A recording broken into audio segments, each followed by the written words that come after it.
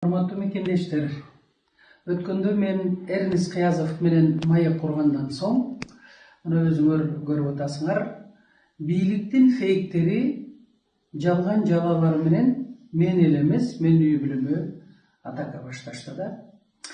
Туура, көңүл бурбай койсо болот эле. Бирок Ош окуясына байланыштуу гуманитардык жардам боюнча Жылдыз Жолдошова ошол гуманитардык жардамды жеп койду деген сөздөн кийин, албетте мен өзүмдүн оюму айтып коюшум керек. Урматтуу президент мырза, Садыр Нуркожоевич, мына өзүңөр 3 лидер Ата Журт партиясынын Ахматбек Элдибеков, Садыр Жапаров, Камчет Ташиев 2010 жылы парламенттик шайлоодо бүтүндөй Ош, Жалал-Абад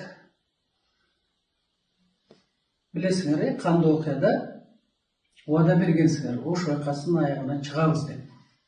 Бирок тилекке каршы анда чыга албадыңар, анткени силерди камап салышты. Азыр мына толук кандуу бийлик сиздин колуңузда.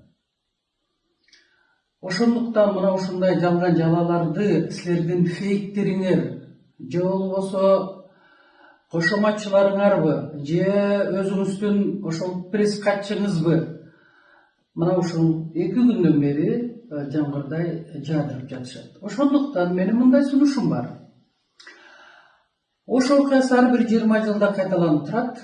Ошого чекит коюш үчүн мен мурун да сунуштадым эле. Азыр да сунуштайм. Ош шаарында сиз кайсы күнү дейсиз, саат канчада дейсиз, кайсы жерде дейсиз, ошого бүтүндөй ошол улуттар арасындагы кандуу кагылышуудагы жабыр тарткандар келишсин. Сиз өзүңүз барып ошол 3 лидердагы Камчет Ташиевди, Ахматбек Элдибековичти келсин. Убактылуу өкмөттүн 14 мүчөсү Роза Исаковна баш болуп ал да келсин. Ошондой эле Курманбек Бакиев, мурунку президент Бакиевтердин баары келсин. Айгүл Рыскулова деген мурунку соцзащитанын министри гуманитардык жардамды бөлүштүргөн ошол айымдар келсин дагы. Биз ачык элдик сотту өткөрөлү. Мына ошондо ким Ош окуясына күнөөлүү? Ким эмне себептен Ош окуясын баштады? Эмнеге кыргыз, өзбек, жөнөкөй карапайым элдин балдары курмандыкка, шейиттикке кетти? Мыкаачылык менен өлтүрүлүштү. Диализ аппаратта жатат экен, ушинтип бөйрөгүнөн пересадка болуш керек экен. Жана ошондой эле көзү көрбөйт экен эженин. Оңдар колуңуздардан келишинче жардам берип, айыгып кетишине себепчи болуп калыңыздар. Бул жакта Жумагүл эже 30 жашта, ушул 5 жылдан бери ушул оору менен жабыркайт. Жакта апасы сахарный диабет бар экен, бөйрөгү иштен чыгып ушу диализде, анан көзү дагы көрбөйт. 3 оору менен Алла таала ушундай бир сыноо беришиптир. Биз дагы да кабар алып турабыз. Бул жакта ушинтип эжеке ушул өзүн биле албай жатат. Успокаивающий берип койду азыр, Успокаивающий кол менен жатат да, аппараттан кыйналып атат. Апасы дагы бул жакта ушул кыз үчүн чуркап, көп жылдан бери кыздын аркасында больница менен кыдырып ушул жакта жүргөн учуру. Операцияга $22,000 сурап атышыптыр. Врачтар чет өлкөдө болот экен, Турцияда же болбосо Индияда 2 өлкөнүн бирөөсүндө болот. Колуңуздардан келишинче ушул каражат сиздер үчүн, эми көпчүлүк үчүн аз эле каражат, 200 сомдон 100 сомдон салып отуруп, биз эле ушул каражат чогулуп кетет деген үмүттөбүз.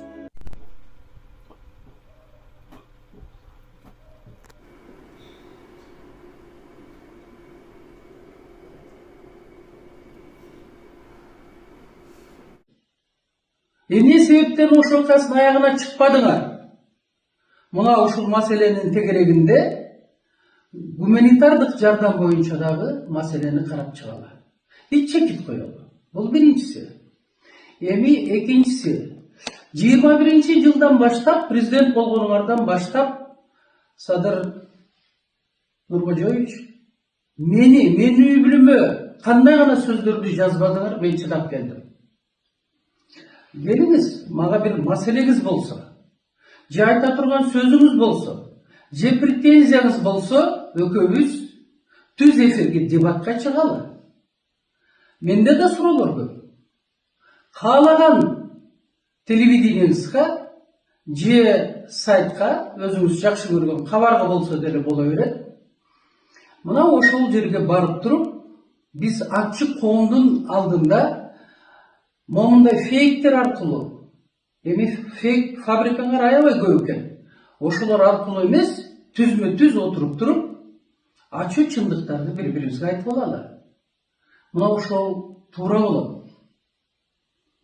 Себеби чындык гана өлкөнүн өсүшүнө үлгү түзөт. Аны сиз менден жакшы билесиз. Ошондуктан экинчи маселеде дагы кайсы күнү, кайсы саатта, кайсы жерде мени дебатка чакырасыз, мен ошол жерге барам. Бирок момундай ыплас, интрига оюндарыңарды токтоткула. Мен ачыгын айтып коеюн. Мындай ыпластык нерсени коомго сиңирип салдыңар. Бул кыянатчылыкка алып келет. Кимди болбосо жамандатып, жаман сөздөрдү жаздыруу. Ошон үчүн мына мен айта турган сунуштарымды айттым. Ошто качан өтөт? Ош окуясы боюнча ачык элдик сот. Экинчиси экөөбүздүн түз эфирдик дебат. Мен ошону күтөм. Урматтуу мекендештер, мен жөнүндө, менин үй бүлөм жөнүндө кандай гана жалган жалалар жабылбасын, ишенбегиле. Бирок чындыкты айткандан биз дайыма мындай кайтпашыбыз керек да. Чындык бул туура жолго салган бир гана нерсе жашоодо, бул чындык. Бар болуңуздар, барыңыздарга мен ден соолук каалайм. Албетте үй бүлөдө бакубаттуулук, ошону менен бирге дайыма ийгиликтердин үстүндө жүрүңүздөр.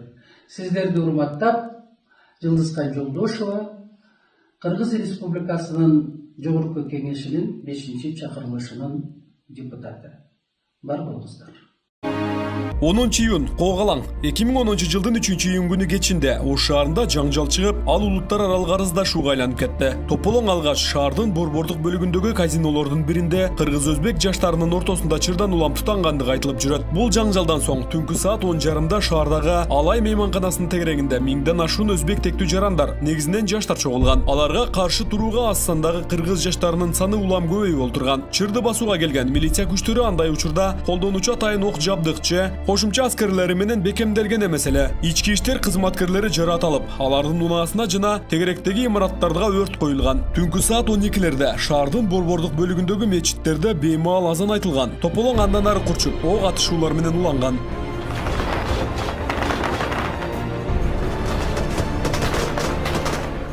11-июнь өзгөчө абал. Бул окуядан соң убактылуу өкмөт чукул декрет кабыл алып, Ош шаарында, Өзгөн, Кара Суу жана Араван райондорунда өзгөчө абал жарыяланган жана түнкү саат 2-ден таңкы 6-га чейин коменданттык саат киргизилген. Ошко болсо аскер жана аскер техникасы киргизилген.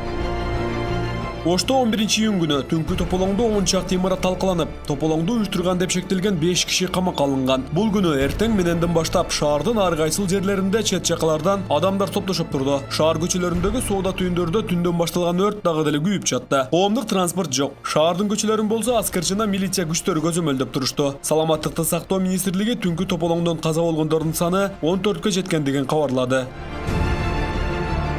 12-июнь кырдаал дагы деле курч бойдон турду. Таңкы саат 9:00 Оштогу Макаренко мектебинин жанында жардыруу болуп, күч органдарынын атайын тобу ошол жерге жөнөп кеткендиги айтылды. Шаар башчысынын биринчи орун басары Тимур Камчыбеков Ош шаарында кырдаал оор бойдон калып жатканын, ок атышуу токтой электигин жана айрым жерлерде талаптын умой башталгандыгын айтты. Түштөн кийинки саат 15:20 Кыргыз-Өзбек чек арасы бир тараптуу ачылды. Чек ара кызматчысынын жетекчисинин орун басары Чолпон Турусбеков Ош шаарына жакын жайгашкан Акбура бекетинин оң жана сол тарабындагы өтүүчү жерлерде Өзбек улутундагы Кыргызстандын жарандары коопсуздугуна байланыштуу Өзбекстанга өткөрүлүп жаткандыгы кабарланды. Эки тараптан тең буга тоскоолдуктар болгон жок. Канча жаран өткөндүгү туурасында маалыматтар так айтылбады. Бул күнү жаңжал Сузак районунда да башталгандыгы байкалган. Топурак бел ашуусунда Сампа пахта тазалоочу заводунун жанындагы Ош-Бишкек жолунан мазут төгүлүп, өтүп бара жаткан унаалар токтотулуп, бейтааныш адамдар жүргүнчүлөр менен айдоочуларга күч колдоно баштаган. Бул окуядан жалпы 16 адам каза болгон. Жалал Абад шаарында, Алабука районунда да үйлөр өрттөлүп, ызычуулар күч алып баштады. 13 июнь чагымчылардын дүрбөлөңү. Күндүзгү саат 10:20 Ош шаарында кагылышкан тараптар элдеше баштады. Ош шаарындагы Ноокат, Калинин көчөлөрүнүн кесилишинде өзбек жана кыргыз улутундагы жарандар элдешүү аракеттерин баштаган эле. Эки тараптан 10дон өкүл катышкан иш-чарада тараптар кол алышып, мындан ары ынтымакта жашоого сөз беришти. Элдештирүү демилгесин кыргыз-өзбек активисттери көтөргөн. Ушул эле топ Түштүк Кичи районуна барып, ал жерде дагы эки тарапты элдештирүү аракеттерин көрүп баштаган. Бирок бул күнү жаңжал Жалал Абад облусунун Базар Коргон районунда түштөн кийин тутанды. Анда үйлөр өрттөлүп, чагым топтордун колунан мыкаачылык менен каза болгон. 14 июнь таңкы саат 6:40 чамасы Ош Жалал Абадта түн салыштырмалуу тынч өттү. Ош Жалал Абад облустук ички иштер башкармалыктарынын нөөмөт бөлүмдөрүнөн билдиришкенине караганда, түштүктө учурда кырдаал туруп ташып, укук коргоо органдары тарабынан көзөмөл күчүндө. Чек ара бекеттеринин расмий маалыматы боюнча 2,5 миң адам коңшу мамлекетке өтүп кеткендиги кабарланды. 15 июнь эки облуста абал туруп таша баштады. Чек арага баргандарды кайтаруу аракеттери көрүлүүдө. Базар Коргон жана Нокен районунда жергиликтүү бийликтин демилгеси менен түзүлгөн атайын топтор кыргыз-өзбек чек арасына жөнөп кетишти. 16 июнь бул күн аза күтүү күнү деп жарыяланды. Мындай токтом кабыл алынгандыгын өткөн мезгилдин президенти, убактылуу өкмөттүн жетекчиси Роза Отунбаева маалымат жыйынында билдирди. Бийликтен окуянын күнөөкөрлөрү кармалып, жазага тартылуу керектигин аймактарда талап кылынып жатты. Учурда да окуяга толук мыйзамдуу баа бериле элек. 2010 жылдагы кандуу июнь окуясына байланыштуу козголгон 5646 кылмыш ишинин айрымдары токтоп турат. Буга айрым шектүүлөрдүн жүргөн жери белгисиз болуп жаткандыгы себеп болуп жаткандыгын Ички иштер министрлиги кабарлап жүрөт. Калабага байланыштуу козголгон кылмыш иштеринин көбү талаптануу, уурдоо, карактоо, бирөөнүн мүлкүнө зыян келтирүү, өрттөө, зордуктоо жана киши өлтүрүү сыяктуу кылмыштарга байланыштуу. Ортодо миңдеген иштер кыскарып бир тобу бириктирилген. 100дөн ашуун адамга издөө жарыяланган. Интерполдун линиясы боюнча 37 адам эл аралык издөөгө алынган. Расмий эсепте июнь окуясында 446 адам каза болуп, 2000ге чукулуу ар кандай жараат алышкан. Окуянын негизги себепкерлери деген сепаратисттер ушул күнгө чейин сыртта ээн эркинде жүрүшөт. Рамис Каимов, Бекмурза Маматалиев, 7 канал.